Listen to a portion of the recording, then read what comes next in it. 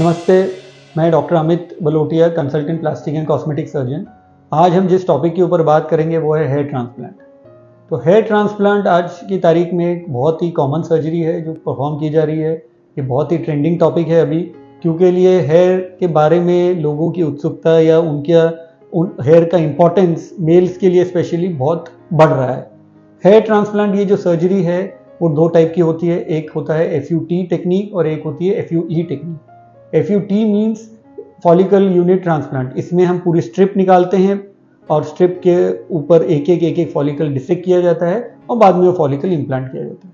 और FUE technique में एक एक फॉलिकल ही निकाला जाता है और निकाल के ट्रांसप्लांट किया जाता है।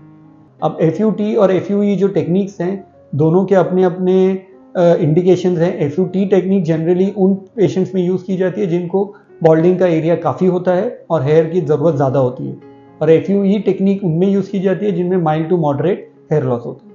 अब हेयर ट्रांसप्लांट ये जो प्रोसीजर है वो किसने करना चाहिए? हेयर ट्रांसप्लांट ये जो प्रोसीजर है जनरली उन पेशेंट्स के लिए रेकमेंड किया जाता है जिनको बॉल्डिंग पैच है, जहाँ पर बाल बिल्कुल भी नहीं हैं और कोई भी कंजर्वेटिव ट्रीटमेंट जैसे कि हेयर रीग्रोथ लेज़र हो या PRP ट्रीटमेंट हो वो उस पर काम नहीं कर रही है। हेयर थिनिंग में हम कंजर्वेटिव ट्रीटमेंट ट्राई कर सकते हैं, बट जहाँ पर बॉल्डिंग पैच हो वहाँ पर ये रिकमेंडेड है कि आप हेयर ट्रांसप्लांट के लिए जाइए। तो नेक्स्ट कॉमन क्वेश्चन है कि हेयर ट्रांसप्लांट किसने करना चाहिए? तो गवर्नमेंट ऑफ इंडिया के गाइडलाइंस के हिसाब से बोर्ड सर्टिफाइड प्लास्टिक सर्जन या बोर्ड सर्टिफाइड डर्मेटोलॉजिस्ट, ये दो ही ऐसे लोग हैं जिनके पास आपने कंसल्टेशन के लिए जाना चाहिए और इन्हीं से आपने हेयर ट्रांसप्लांट कराना चाहिए। अब हेयर ट्रांसप्लांट कितनी देर चलता है ये डिपेंड करता है कि आप कितने फॉलिकल्स यूज़ कर रहे हैं। 1000 फॉलिकल, 2000, 3000, उस हिसाब से प्रोसीजर जो है वो 3 से 6 घंटे के बीच में वेरी करता है। पोस्ट ऑपरेटिव पीरियड में most of the patients some type of swelling expect कर सकते हैं। ज़्यादातर पेशेंट्स को चेहरे पे 2 या 3 दिन के लिए स्वेलिंग होती है, थोड़ा रेडनेस होता है, बट ये कम्प्लीटली रिवर्सेबल है। 3 से 4 दिन के बाद जो स्वेलिंग रेडनेस कम्प्लीटली चली जाती है और पेशेंट्स एकदम कंफर्टेबल रहते हैं। पेशेंट्स को जहाँ तक पेन का सवाल है, पोस्ट ऑपरेटिव पीरियड में पेन नहीं होता, बट एक भारीपन रहता है सर में जिसको हम माइल्ड पेन किलर से कवर करते हैं, वो भी 2 से 3 दिन में सेटल हो जाते हैं।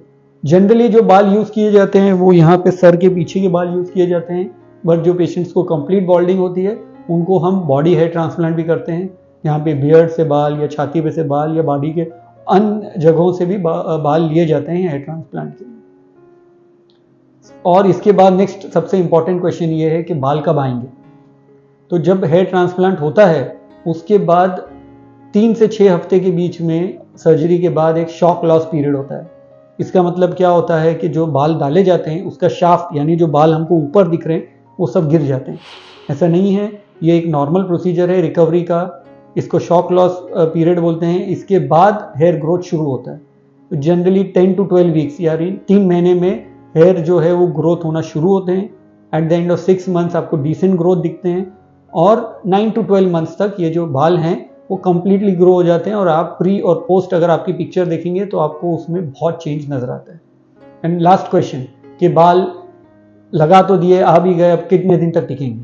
तो पेशेंट का एक बार हेयर ट्रांसप्लांट हो गया और उसके बाद हेयर ग्रोथ हो गए तो जनरली 18 to 20 ईयर्स तक लाइफ स्पैन रहता है। ऐसा नहीं है कि 2 या 3 साल में वो बाल गिर जाएंगे।